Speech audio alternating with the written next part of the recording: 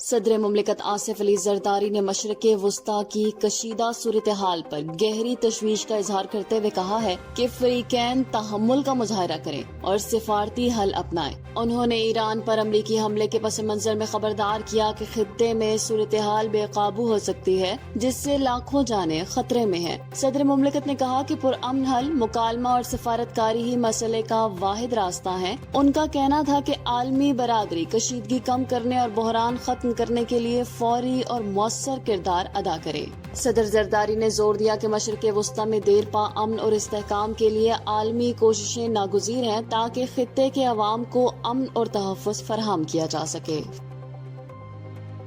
وزیر دفاع خواجہ آصف نے اسرائیل کے ناقابل تسخیر ہونے کے تاثر کو یکسر مسترد کرتے ہوئے کہا ہے کہ یہ تاثر اب زمیں بوس ہو چکا ہے۔ سوشل میڈیا پلیٹ فارم ایکس پر جاری بیان میں انہوں نے کہا کہ غزہ کھنڈرات کی شکل میں بھی اپنے غیر متزلزل عزم کے ساتھ سینہ تانے کھڑا ہے۔ انہوں نے کہا کہ ایران نے نصف صدی کی پابندیوں کے باوجود اپنی خودداری اور طاقت کو قائم رکھا ہے، جبکہ امریکہ نے ایران کو کمزور کرنے کے لیے صہیونی عسکری قوت کا سہارا لیا، لیکن وہ بھی ناکام رہا۔ وزیر دفاع نے کہا ہے کہ اسرائیل کا فوجی دبدبہ اب ماضی کا حصہ بن چکا ہے اور خطے میں مزاحمتی قوتیں ابھرتی ہوئی نظر آ رہی ہیں۔ پاکستان نے ایران پر امریکی حملے کو بین الاقوامی قوانین کی خلاف ورزی قرار دیتے ہوئے اس کی شدید مذمت کی ہے۔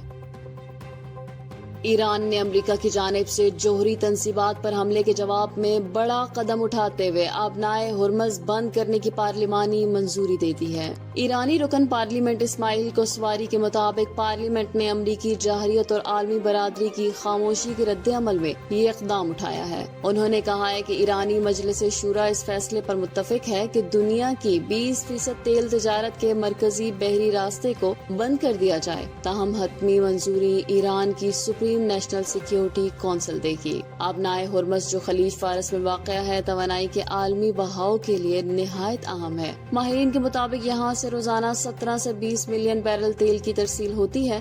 اس اقدام سے تیل کی قیمتوں میں 80% تک اضافے کا خدشہ ظاہر کیا جا رہا ہے۔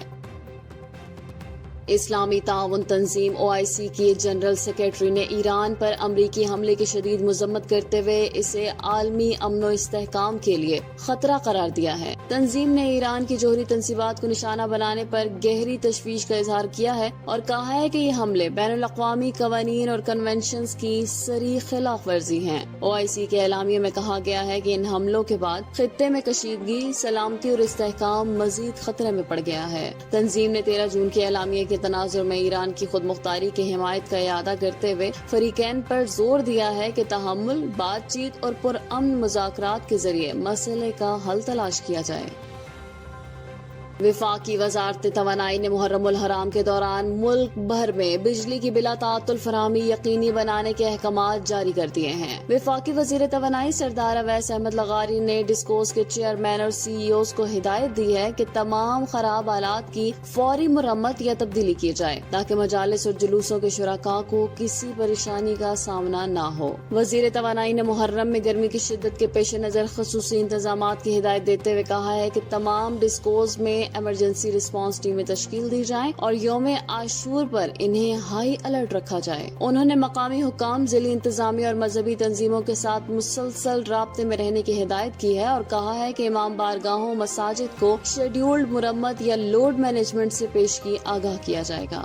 حساس مقامات پر سٹینڈ بائی جنریٹرز اور UPS کی فراہمی، بیک اپ بجلی کی دستیابی اور مخصوص کنٹرول سینٹرز کے قیام کی بھی ہدایت جاری کی گئی ہیں۔